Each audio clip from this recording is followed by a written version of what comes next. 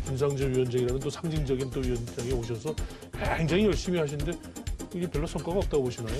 재벌개혁 같은 보다 근본적인 문제들은 사실 한 게 없다고 생각이 됩니다. 한 게 없다? 네, 좀 심하게 말하면 박근혜 정부 2년 차보다 한 게 없다고 생각이 됩니다. 당장 기금운용위원회 같은 경우는 독립성과 투명성을 기대하기 어렵지 않습니까? 정부의 입김이 그대로, 정부의 의사대로, 마치 행정부의 입장이 그대로 전달되는 그런 위원회 아니겠습니까? 무늬만 스터디 피코드다. 이렇게 도입하려고 이런 난리를 부렸느냐. 은산 분리 제도를 조금 완화해보자. 그래야 뭔가 숨통이 좀 트이면서 뭔가 경제가 좀 더 유연하게 좀 되고 새로운 투자도 좀 늘고 하지 않느냐.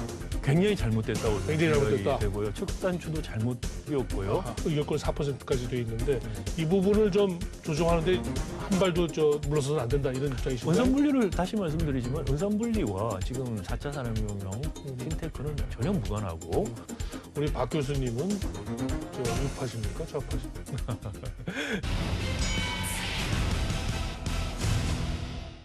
안녕하세요. 서정의 경제펀치 서정입니다. 한국 경제 오늘과 내일 고민하고 통쾌한 한방으로 문제점까지 해결해보는 경제펀치. 오늘도 우리 문재인 정부의 최근 정책 기조 변화 움직임에 대한 얘기를 한번 같이 나눠보자 합니다. 서울대 행정대학원 박사인 교수님 모셨습니다. 안녕하세요. 안녕하세요.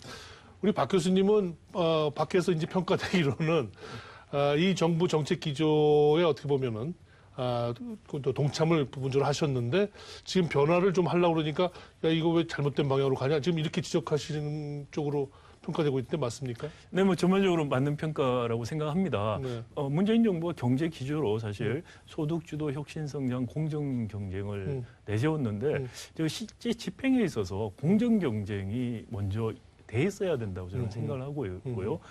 그리고 혁신성장, 소득주도 성장 순서의 집행이 이루어진 것이 사실 순리고 바람직한 방향이었는데 집행에서 순서가 바뀌면서 많은 문제점들이 지금 야기되고 있다고 생각이 됩니다. 우리 박 교수님이 밖에서 하여튼 재벌개혁 우선론자로 평가되는데 하여튼 그런 쪽 얘기신 것 같습니다. 네. 아무튼 지금 문재인 정부의 1년여 경제정책 일단 실패했다는 쪽이 얘기가 많은데 동의하십니까? 뭐 지금 아쉬운 부분이 굉장히 많고요. 말씀드린 것처럼 기본적인 방향 설정 자체의 문제보다는 구체적인 정책의 순서, 조합들 이런 것들이 잘못되면서 일의 순서가 바뀌다 보니까 일들이 잘 안 풀리는 그런 상황이 아닌가. 지금이라도 바로 잡아야 되고 지금은 또 늦지는 않았다고 저는 생각합니다. 아직 3년 넘게 4년 가까이 남았지 않습니까? 공정경제, 재벌개혁 이걸 앞세워서 가다 보면 예. 우리 경제의 살 길이 열린다. 뭐 이런 경제 구조를 바꾸는 정책이라고 저는 생각이 되고요. 박정희 개발 체제에서 우리가 혁신형 경제 그리고 사회 통합이 이루어질 수 있는 경제 체제로 바꾸는 기본적인 정책이라고 생각이 되고요. 그것이 좀 더 중장기적인 구조적인 문제라고 하더라도 지금 시작해야 되고 그리고 그 중간에는 단기적인 정책들이 조합이 돼야 된다고 생각이 됩니다. 재정 정책이라든지 이런 것들요. 글쎄요. 좀 시청자분들은 좀 의견을 달리할지 모르겠는데 그런 장기적인 방향들은 이제 공약에서 많이 이제 제시되지 않았습니까? 공정경제라고 하는 부분도 굉장히 지금 공정거래위원회 우리 김상조 위원장이라는 또 상징적인 또 위원장이 오셔서 굉장히 열심히 하시는데 이게 별로 성과가 없다고 보시나요? 김상조 위원장이 열심히 하신 부분도 있긴 있습니다. 예를 들어서 갑을 관련된 문제들은 입법 사항도 있었고요. 또 행정적인 조치들을 많이 취했습니다. 그럼에도 불구하고 재벌개혁 같은 보다 근본적인 문제들은 사실 한 게 없다고 생각이 됩니다. 한 게 없다? 네, 좀 심하게 말하면 박근혜 정부 2년 차보다 한 게 없다고 생각이 됩니다. 그때는 적어도 신규 순환 출자 금지라든지 실질적인 효과성이 없어서 문제가 되고 있습니다만 사익 편취를 위한 일감 몰아주기를 금지할 수 있는 23조의 2 이런 조치들이 있었습니다. 문재인 정부는 지금까지 뚜렷한 재벌개혁 관련된 입법이라든지 행정적인 조치가 없었다는 것이고요. 이 대목에서 여쭤보지 않을 수가 없는데 우리 박 교수님은 우파십니까? 좌파십니까? 저는 시장주의자라고 늘 이야기를 하고요. 시장주의지만 진보적 시장주의자다. 진보적이라는 의미는 사회 통합적인 기능을 정부가 하는 것이 필요하다. 사회 정책, 복지 정책에서의 정부의 역할은 더 확대되어야 된다는 의미에서 진보적 시장주의자다. 그렇지만 경제적인 측면에서 지금 정부의 시장에 대한 개입은 너무나 지나치다. 그것은 정부가 행위자의 역할은 없애고 룰 세터와 레퍼레이 기능을 강화하는 식으로 바뀌어야 된다. 그런 의미에서 저는 시장주의자다 이렇게 말씀을 드립니다. 그럼 좀 많은 부분이 좀 오해가 있네요. 우리 박 교수님이나 또는 그쪽 진영 계신 분들이 어떻게 보면 정부의 어떤 개입을 굉장히 강하게 좀 요구하는 쪽으로 흘러가고 있다는 느낌 안 드십니까? 그래서 그건 뭐 제가 사실 진보적 시장주의자라고 말씀을 드려도 좌파에서는 저보고 시장주의자라고 못 믿겠다 그러고 우파에서는 극자다 뭐 이런 식으로 프레이밍을 하는 것 같아요. 본인들의 의견과 같지 않거나 본인들의 이해와 같지 않기 때문에 내용을 전달하거나 또는 내용을 이해하려는 것이 아니고 프레이밍을 씌워서 자꾸 어떤 식으로 몰아가려는 게 아닌가라는 생각이고요. 우리 하여튼 박 교수님은 무엇보다도 재벌 개혁이라고 하는 단추를 빨리 먼저 끼워야 다른 것들도 다 맞춰진다고 보시는 모양인데 최근에 이제 국민연금의 어떤 스튜어드십 코드 이 부분을 도입하는 부분과 관련해서도 이제 논란이 많습니다. 우리 박 교수님은 어떻게 보면은 그 제도를 적극적으로 좀 활용해보자는 쪽이죠. 재벌 개혁에. 네, 사실 스튜어드십 코드가 제대로 도입된다고 하더라도 현재 우리와 같은 재벌 체제, 황제 경영이 일어나는 이런 체제에서 저는 굉장히 효과가 제한적일 거라고 생각을 합니다. 그럼에도 불구하고 기관 투자자로서의 국민연금의 역할이 제대로 쓴다는 측면에서는 바람직하다. 충분하지만 않지만은 바람직한 방향이라는 측면에서 지지를 했던 것이고요. 그런데 실제로 7월 말에 국민연금이 도입한 스튜어드십 코드는 저는 무늬만 스튜어드십 코드다. 이렇게 도입하려고 이런 난리를 불렸느냐라는 생각이 들 정도고요. 향후에 개선해 가겠다고 하는 부분도 구체적인 타임라인이 없어요. 언제까지 뭘 하겠다 이런 것이 없기 때문에. 이런 식이라면 오히려 도입 안 하는 게 낫겠다는 생각도 드시겠네요.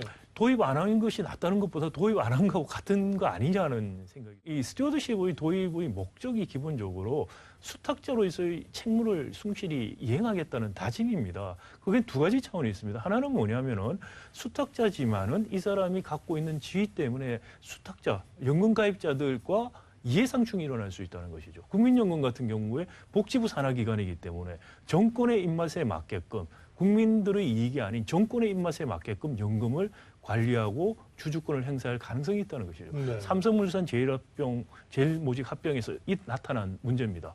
이런 이해상충 문제를 해결하자는 것이 첫 번째 목적이고요. 두 번째 목적은 주주로서 권한을 충실히 이행함으로 인해서 수익률을 최대화시키고 리스크, 특히 2008년 금융위기 이후에 일어난 ESG라고 하는 환경, 소셜 리스폰시빌리티 그리고 코퍼레이트 가버넌스 이 부분들이죠. 이런 비재무적 부분에서 관심을 가지자. 이것이 비재무적 리스크가 될 수가 있다. 이런 리스크 관리를 제대로 하자라는 취지.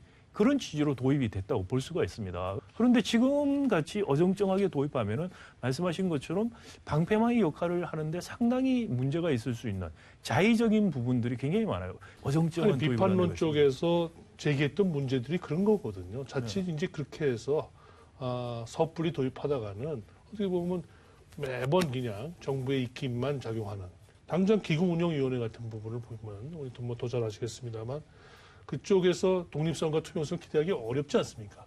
정부의 입김이 그대로, 정부의 의사대로 마치 행정부의 입장이 그대로 전달되는 그런 위원회 아니겠습니까?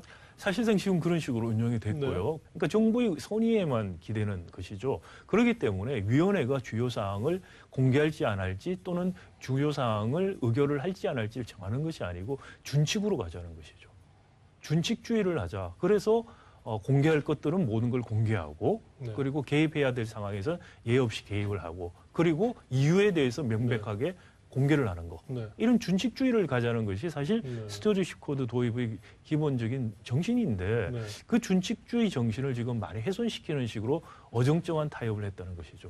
박 교수님은 재벌 개혁이라는 더 큰 목적이라는 걸 염두에 두시다 보니까 스튜어드십 코드에 대해서 일단 도입 자체의 의미를 부여하고 계시는지 모르겠는데 이거는 재벌 개혁을 위한 제도는 아니지 않습니까? 그렇죠. 영국이라든지 일본이라든지 이 제도 자체를 그렇습니다. 보면 굉장히 제한적으로 투명성과 독립성이 확보된 상태에서 제한적으로 활용하는 것이 맞을 텐데 지금 재벌 개혁이라는 쪽으로 생각하다 보니까 자꾸 도입이라는 그 자체를 너무 강조할 수 있게 되지 않나요? 그 투명성과 독립성이 전제돼서 도입이 돼야 된다는 것이 아니고 이것이 도입됨으로 인해서 투명성과 독립성을 강화시킨다는 것이죠. 그래서 기관 투자자의 역할이 제대로 될 수 있도록 하는데 상당한 도움을 준다. 그런데 기관 투자자의 역할이 투명하고 독립적으로 되는 것만으로 그런 자본시장에서의 기능이 강화되는 것만으로 우리 재벌의 문제점, 네. 황제 경영의 문제점이라든지 경제력 집중의 문제가 해소될 수 있느냐? 그건 아니다라는 것이죠. 네. 네. 모든 정책도 그렇고 경제도 그렇고 아주 디테일에 조그마한 어떤 그 소소한 것들의 비밀이 다 숨어 있는 거 아니겠습니까? 네. 그래서 이런 큰 제도를 도입하는 과정에서 잘 모르고 느끼는 지나가는 것들이 참 많은 것 같아요. 그러니까 변화에 대해서 두려움이 굉장히 많은 것 네. 같습니다. 근데 그건 사실 기득권자 입장에서 항상 그렇죠. 네. 이럴 것이 많다고 생각을 하는데, 근데 만약에 지금 바꾸지 않는다면 네. 과연 앞으로 어떻게 될 것인가? 그것까지 생각한다면은 변화를 할 때는 변화를 하려면 제대로 해야죠. 제대로 해야죠. 네. 저도 어정쩡하게. 그게 걱정입니다. 네. 이게 뭐 저 스튜디오 코드 저도 네. 지지하는 쪽 입장입니다만 네. 자칫 정부가 필요로 하는 것만 네. 또는 뭐 일자리 없는 사람들 사회에서 시켜줄 때만 네. 써먹지 않을까 뭐 그런 생각이 좀 들어서 걱정이 돼서 하는 얘기입니다. 네네. 그러면 그럴수록 아무튼 뭐 시장주의자이라는 거 다시 말씀드리고 그런 측면에서 이번에는 네. 금융, 네. 은행 뭐 있죠. 최근에 우리 문재인 대통령께서 직접 그 규제 완화 또 규제 혁신 이런 부분이 우리 경제 이제 살 길이다. 다시 매 정부마다 이제 이쪽 캐치프레이즈를 들고 나왔습니다. 이번엔 그 하나의 구체적인 소재로 은산 분리 제도를 조금 완화해 보자. 그래야 뭔가 숨통이 좀 트이면서 뭔가 경제가 좀 더 유연하게 좀 되고 새로운 투자도 좀 들고 하지 않느냐. 뭐 이 얘기입니다. 굉장히 오래된 고전적인 논란입니다. 아마 이 규제 혁신의 하나의 청신호로서 아마 이 소재를 들고 나온 것 같은데 어떻게 소재 선택이 잘 됐다고 보십니까? 굉장히 잘못됐다고 저는 굉장히 생각이 잘못됐다. 되고요. 첫 단추도 잘못이었고요. 아하. 이게 은산분리와 혁신 또는 4차 산업혁명에 대한 관계에 대해서 기본적인 오해에서 시작했다라고 네. 저는 생각이 됩니다. 우리가 지금 은산분리 시초의 국가라고 할 수 있는 데가 미국이죠. 네. 미국 같은 경우에 가장 4차 산업혁명이 일어나고 있는 나라고 핀테크가 가장 발전한 나라입니다. 인터넷 전문은행도 가장 먼저 도입된 나라입니다. 은산분리와 인터넷 전문은행이라든지 핀테크 전혀 관련이 없다는 것이고요. 근데 지금 우리 국내 한국의 금융 현실에 대해서 어떻게 보십니까? 우리 금융 현실 뭐 답답하게 안 느끼십니까? 답답합니다. 우리 금융 아시다시피 그 금융 현실을 좀 깨고 혁신하기 위해서 뭔가 조치가 필요하다면 이런 유의 조치가 필요한 건 아닌가요? 뭔가 조치가 필요하다는 데 동의하는데 이런 유의 조치는 아니라는 겁니다. 왜 뭘 해야 되느냐? 네. 왜 우리 금융에 문제가 있냐? 우리 금융평가 월드 에코노믹 포럼에서 나오는 글로벌 컴패러티브니스 인덱스 같은 걸 보면은 한국 금융 수준은 거의 아프리카 국가 수준으로 평가되고 있습니다. 왜 그러느냐? 제가 미국에서 상업은행에서 한국인으로 가장 높은 지위에 올라가신 분에게 몇 년 전에 들은 얘기입니다. 그분이 한국에 와서 상업은행장들, 시중은행장들 만나서 늘 왜 언더라이팅 같은 거, 자본시장에서 주식 발행할 때 하는 언더라이팅 이런 거 안 하느냐 이런 이야기를 하는데 시중은행장들 말씀이 한국 실정 몰라서 자꾸 하시는 말씀입니다라고 이야기를 한다는 거예요. 미국 은행들은 시중은행들 같은 경우 상업은행도 수익의 한 반 정도가 그 언더라이팅 이런 데서 오지 예대 마진은 반도 안 됩니다. 근데 우리는 거의 예대 마진에서 나와요. 그 왜 그러느냐? 자본시장이 활성화 안 돼 있는 거예요. 우리 지금 주식에 재벌 대기업들이 총수일가의 지배력 희석되는 걸 막기 위해서 파이낸싱을 은행에서 차입을 해서 주로 합니다. 그게 한 80%가 됩니다. 나머지 10한 5%가 채권 발행을 하고 한 5%가 신주 발행을 해요. 신주 발행이 거의 안 되고 있습니다. 우리 주식시장은 구주의 손만 바꾸는 시장입니다. 자, 그리고 구조조정할 때 어떻게 합니까? 은행 동원하고 산업은행 동원해서 정부가 관치를 합니다. 자본시장을 활성화시켜서 구조조정을 안 합니다. 관치와 재벌의 경제력 집중이라는 이 두 가지. 이 두 가지가 해소가 되지 않으면 자본시장이 활성화될 수가 없고요. 자본시장이 활성화되지 않는 이상은 금융산업이 클 수가 없습니다. 예대 마진으로만 할 수밖에 없는 사업 공간이 지금 만들어져 있는 상황에서 거기서 핀테크가 일어날 수 있다? 불가능하죠. 인터넷 전문은행은 외국의 예도 그렇고 우리도 그렇습니다. 대부분의 소비자 금융입니다. 소비자 금융에서 할 수 있는 것은 굉장히 제한적이고 니치 마켓이라고 흔히 이야기하는 부분이죠. 국내 큰 지주, 큰 규모의 어떻게 보면 독과점적인 은행들의 어떤 행태를 깨기 위해서라도 어떤 매기를 풀어는 매기 효과를 위해서라도 만들어 보자는 게 인터넷 뱅크 아니었겠습니까? 그 인터넷 전문은행 매기 효과는 벌써 작년에 나왔었죠. 카카오뱅크와 K뱅크가 나왔고요. 카카오뱅크가 선전을 역할을 했죠. 못하고 있지 않습니까? 카카오뱅크가 해서 처음에 들어와서 이자율이 떨어졌었죠. 그리고 다시 딱 올라갔습니다. 네. 자, 근데 인터넷 전문은행이었기 때문에 사실 떨어졌느냐?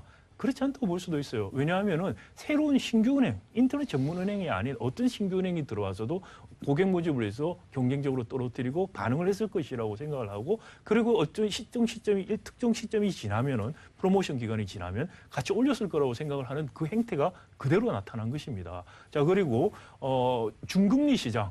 저신용 중금리 시장. 원래 미국이나 영국이나 이런 데서 인터넷 은행 도입될 때 사실 그쪽 니치 마켓을 타겟했습니다. 우리는 지금 어떻게 됐느냐. 카카오뱅크가 돈을 많이 벌었죠. 상당히 잘하고 있습니다.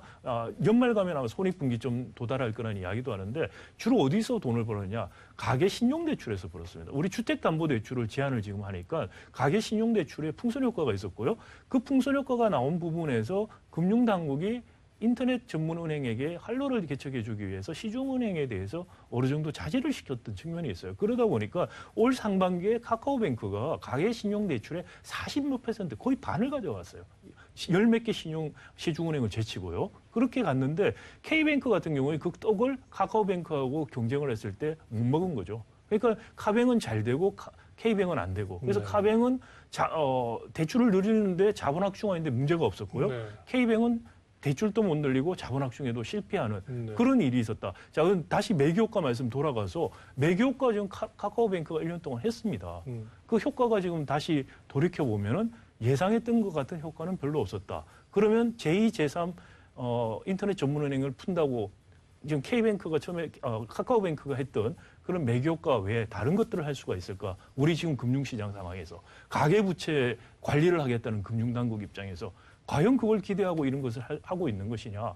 저는 논리적으로 앞뒤가 안 맞다고 생각합니다. 그럼 우리 금융 현실에서 뭔가 새로운 혁신을 하기 위해서는 어떤 이미 제가 말씀드린 것처럼 자본시장을 이미 말씀드린 것처럼 재벌들이 신주 발행을 통해서 파이낸싱을 할 수 있도록 해줘야 된다. 즉 뭐냐면은 지배권, 총수일가의 지배권이 완화되는 또는 그 워터링 된다고 하죠. 워터링 되는 걸 막기 위해서 신주 발행을 안 하고 있는 것이죠. 재벌 개혁 문제에 걸려 있는 것입니다. 우리 박 교수님은 재벌 개혁이 우선되면 그건 또 금융 혁신으로 이어진다 이렇게 보시나요? 그게 필요 조건이라고 생각합니다. 뭐 금융 혁신이라는 게 소비자 금융이나 기업 대출에서 일어난 게 아닙니다. 자본 시장이 활성화되면서 핀테크가 발전을 한 것이지 소비자 금융을 전담하는 인터넷 전문은행을 가져다 놓고 핀테크가 네. 일어나고 어쩌고 하는 것은 정말 몰라도 너무 몰라서 하는 말이다. 우리 박 교수님은 하여튼 모든 것의 중심에 이제 재벌 개혁이 있군요. 재벌의 과도한 경쟁 집중 깨는 거. 우리 사회에서 기득권의 정점에 있다고 보여지는 재벌들을 깨는 겁니까?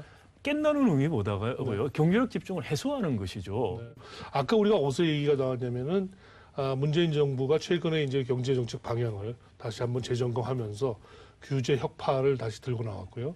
그 하나의 그 선봉장 소재로서 은산분리 제도를 좀 완화해보자 이렇게 했는데 소재 선택이 잘못됐다 이렇게 얘기하셨어요. 잘못됐다고 생각이 하고요. 말씀드린 것처럼 인과관계가 전혀 없는 어떻게 보면 A라고 말을 하고 B라는 결론을 내리는 앞뒤가 안 맞는 그렇기 때문에 너무나 불신을 주고 그렇기 때문에 이게 무슨 다른 꿍꿍이가 있는 것이 아닌가라는 합리적 의심을 하게 만드는 거죠. 시장주의자니까 네. 그러면 그거 말고 좀 좋은 소재를 하나 좀 던져주시죠.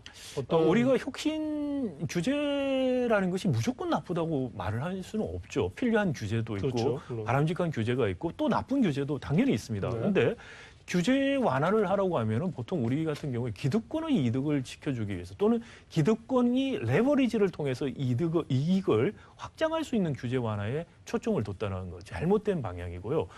잠재적인 진입, 경쟁자들, 약자들의 기회를 열어주는 그런 규제 완화가 필요하다. 은산분리 완화 제도를 좀 완화하자. 이것도 어떻게 보면 누군가의 이득을 깨는 어떻게 보면 기존의 은행 권력 이 부분을 깨는 데 효과가 있지 않을까요? 근데 그게 어떤 방향으로 깨느냐라는 거죠. 재벌들의 레버리지를 산업자본의 레버리지를 이용해서 은행업으로 들어가는 길을 열어주는 것입니다. 그럼 우리 박 교수님은 우리 은산분리 제도를 좀 완화하되 그걸 재벌에게 갖다 주는 일만 막으면 좀 되지 않겠습니까? 은산분리 자체를 완화할 이유가 없습니다. 완화할 은산분리가 필요가 없습니까? 당연히 지금 아까 말씀드린 것처럼 우리가 세계에서 가장 혁신적인 국가라고 꼽는 데가 어디입니까?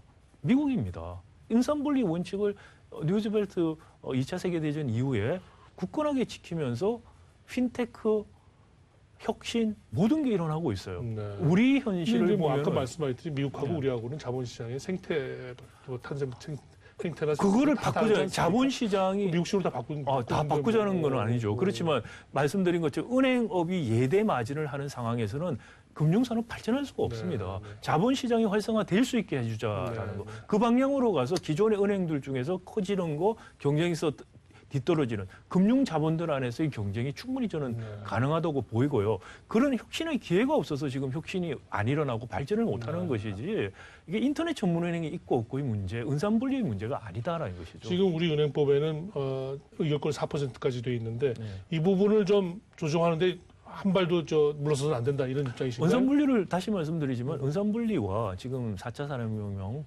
핀테크는 전혀 무관하고 이것을 연결시켜서 억지를 부리는 것 자체가 네. 이게 잘못된 무슨 의도를 가지고 있는 게 아닌가라고 네. 의심할 수밖에 없다는 것이고요. 국회 쪽에서는 지금 그래서 부분적으로 뭐 한 15%까지 올려주는 것까지 또는 25%까지 뭐 이렇게 여러 가지 안들이 좀 나오고 있더라고요.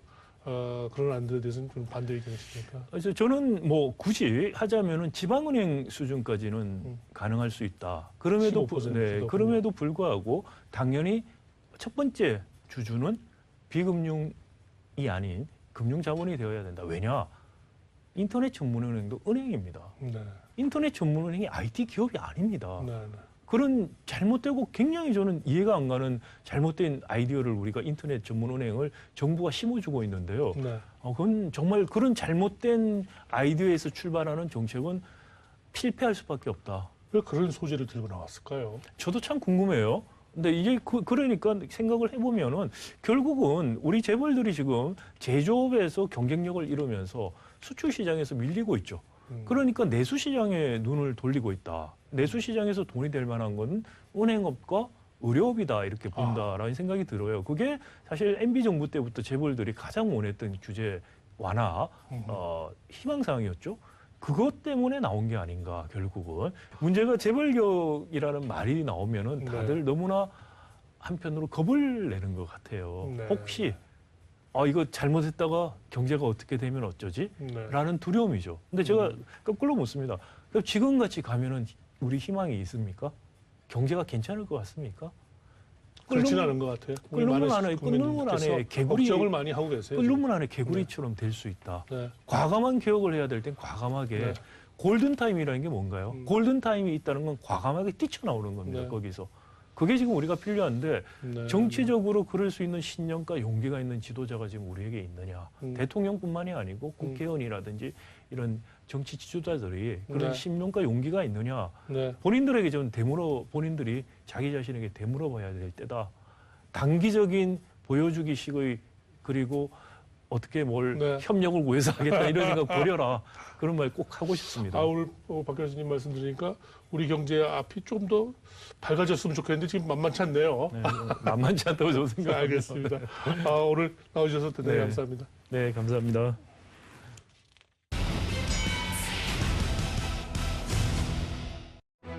예, 8월도 이제 절반을 지나 반환점을 돌았고 조금씩 선선해지지 않을까요? 우리 경제 정책 방향의 기조를 바꾸는 이런 노력도 뭔가 이제는 빠르게 합의를 이뤄가면서 하나씩 실천이 되는 그런 가을 기대해 보겠습니다. 서정의 경제펀치 여기서 인사드리겠습니다.